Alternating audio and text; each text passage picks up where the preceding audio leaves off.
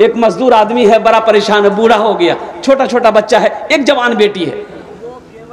मजदूर मंडी पे जाता था ना मजदूरी करने के लिए, कोई आदमी उसको मजदूरी पे नहीं लगता था, बोले वो बूढ़ा आदमी है, काम धंधा करना पाता है, ये नहीं, इसको ले क्या करेंगे। जवान सबको लेके जाता था, बूढ़ा को छोड़ देता था।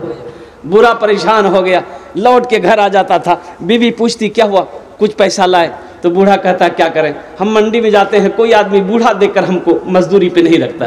3 दिन हो गए, 3 दिन हो गए। अब भाई अब जिससे पहचा लेना था पहचा लेकर खा पी लिया, अब तो फाके की नौबत आ गई, चूल्हा का जलना बंद हो गया, परेशान हो गया, कुर्बान जाओ। 3 दिन जब हो गए और गुजर गए, तो बहन ने देखी कि मेरा छोटा छोटा भाई है, ये बिलक बिलक कर भूख से रो रहा है, लेकिन खाने को दाना घर में नहीं। बाप है कि मजदूरी करने जा रहा है, लेकिन कोई मजदूरी रखने के तैयार नहीं। जब यहां तक नौबत आ गई कि अब हमारे भाई नहीं बचेगा, ये लड़की देखी कि हम लोग बड़े हैं, हम लोग भूख बर्दाश्त कर ले रहे हैं, लेकिन ये छोटा छोटा बच्चा भूख बर्दाश्त नहीं कर पाएगा। तो ये लड़की सोची ये जवानी किस काम की, वैसे भी भूख से मरना है तो कम से कम इन बच्चों को मरने तो ना दूं। मेरा बाप बूढ़ा है, कमा नहीं पाता। ये लड़की अपने दिमाग में क्या बात सेटिंग की, सुबह उठी, गुस्ल की, बालों में तेल लगाई, बन सवर कर तैयार हुई, अपनी माँ से कहती है अम्मी जान हम फलां सहेली के पास जा रहे हैं, शाम को आई। माँ ने इजाजत दे दिया, बेटी जा। ये लड़की चली गई, बाजार के चौराहे पे जाके खड़ी हो गई। बाजार के चौराहे पे खड़ी हो गई कि कोई भी आशिक की नजर मेरे चेहरे पे पड़ेगी, कोई भी दीवाना होगा जो मेरी कलाई को पकड़ेगा, उससे हम सौदा करेंगे, वो हमें पैसा देगा, हम अपना जिस्म बेच देंगे, कम से कम ये मेरा भाई बच जाएगा, इनका पेट भर जाएगा। ये लड़की सुबह से लेकर शाम तक बाजार के चौराहे पे खड़ी रही, लेकिन किसी नौजवान ने इसके चेहरे की तरफ झांक कर नहीं देखा। सुभान अल्लाह बोले, झांक कर नहीं देखा। ये लड़की मायूस होकर घर आई, माँ परेशान थी, बेटी तू कहाँ चली गई थी, क्यों इतनी देर लगा दी। बाप भी कहने लगा मेरे कलेजे का टुकड़ा बेटी तू कहाँ चली गई थी, तू जवान है मेरी बेटी।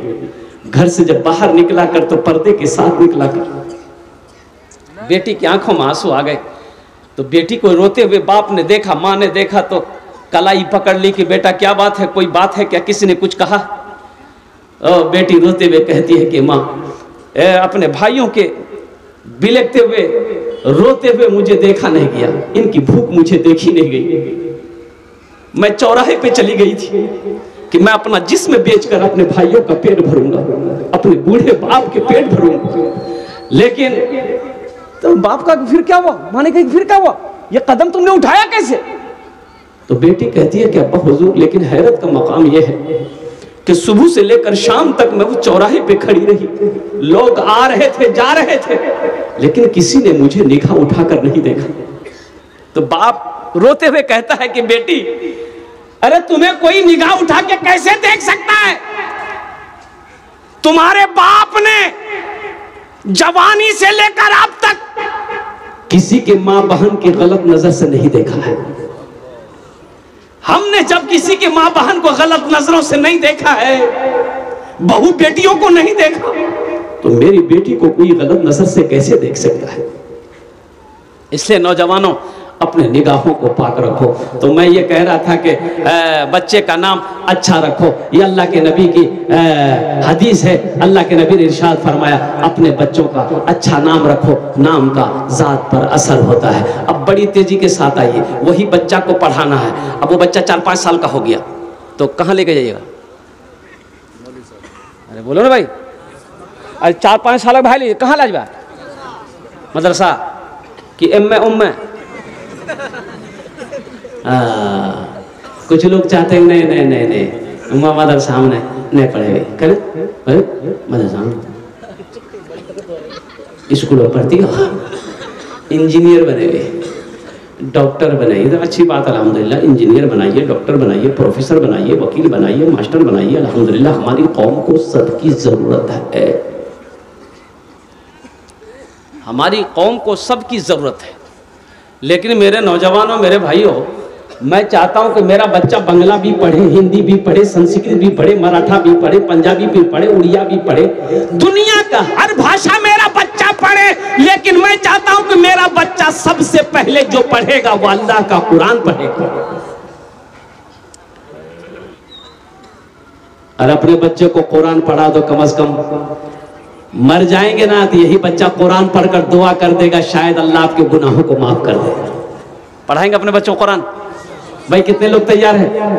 सेहरा में जंगलों में, सेहरा में जंगलों में, बयाबान में पढ़ो, सेहरा में जंगलों में, बयाबान में पढ़ो, मीनार गिर पड़े हैं तो मैदान में पढ़ो। ये बेखबर नजूमी तुम्हें क्या बताएंगे, कल होने वाला क्या है, कल होने वाला क्या है, ये कुरान में पढ़ो, कल होने वाला क्या है, ये कुरान में पढ़ो। इंशाअल्लाह कुरान पढ़ेंगे, कुरान पढ़ेंगे इंशाअल्लाह अपने बच्चों का। हाथ उठाओ इंशाअल्लाह। कितने लोग तैयार हैं? माशाअल्लाह सारे लोग तैयार है। लेकिन सुनो, ये अररिया में आप जाइए ना, बच्चे को लेकर एडमिशन कराने के लिए इंग्लिश मीडियम स्कूल में एडमिशन कराएंगे, 5000 टका लगेगा। एडमिशन फीस कितना लगेगा? अरे बोलो भाई कितना है, बोलो ना। आइए मदरसा में ये कोट गाड़ी। अच्छा देखिए, बच्चा को लिए अररिया गए, प्रिंसिपल ने बोला कि हाँ बैठी, क्या बात है? बोला सर बच्चे का नाम लिखाना। बोला 5000 टका। हम 5000 टका निकाल के दे दिए, नाम लिख दिया, बच्चे को छोड़ के आ गए। बच्चा क्लास में गया, पढ़ाई शुरू हो गई। ए फॉर एंड मैंने चोटी, बी फॉर बॉल मैंने गिर, सी फॉर कैट कैट मैंने बिल्ली, डी फॉर डॉग डॉग मैंने कुत्ता, ई फॉर एलिफेंट मैंने हाथी, एफ फॉर फॉक्स फॉक्स में लोमड़ी, एच फॉर हैन मैंने मुर्गी। 5000 टका दागा से अब बच्चा कुत्ता बिल्ली मुर्गा मुर्गी पढ़ा है।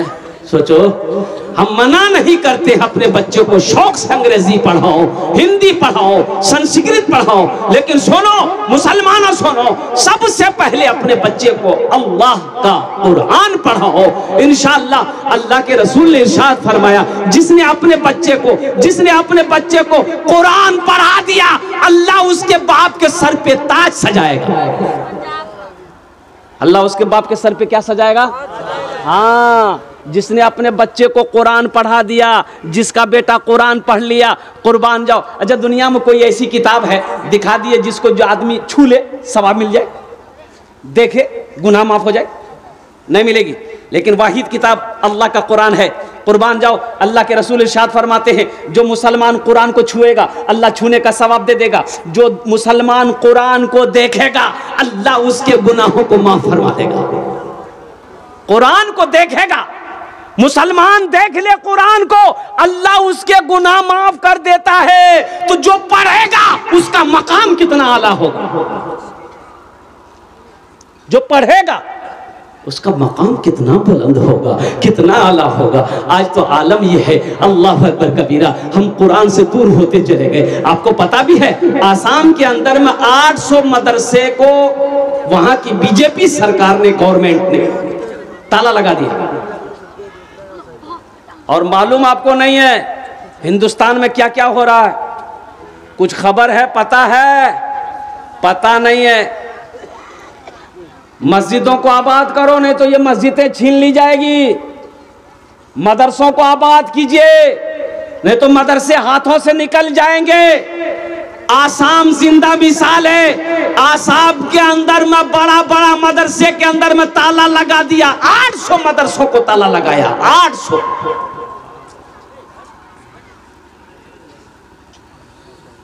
आज हम मदरसा को देख के भागते हैं, मकतब को देख के भागते हैं, मौलवी को देख के भागते हैं। दरवाजे में बैठा है कुर्सी लगा के घर वाला, देखा मौलवी साहब साइकिल लेके आ रहा है, देख घुस से अंदर अगन घुसी गई। अब बेटा कहिए बेटा, जो दरवाजा मौली साहब अली चंदा ली, पूछतो नहीं बाबा कहाँ गली, बोली दिन खेत चलो गई। बोलो बात सही गलत है, बोलो बताओ वो कौम तरक्की करेगी? वो कौम तरक्की नहीं कर सकती। ये मदरसे हमारे दीनी किले हैं, मदरसे दीनी किले हैं। जब तक ये इस धरती